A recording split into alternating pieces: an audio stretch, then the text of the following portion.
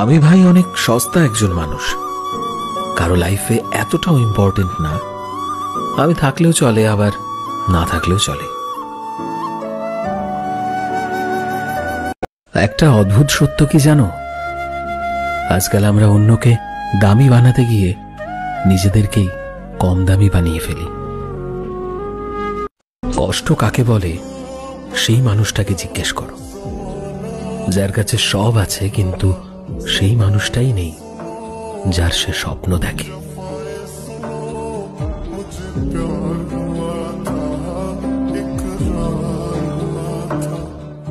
জীবন একটা জিনিস খুব ভালোভাবে শিখিয়ে দিয়েছে, আমরা সারা জীবন কারোর কাছে প্রিয় হতে পারবো না।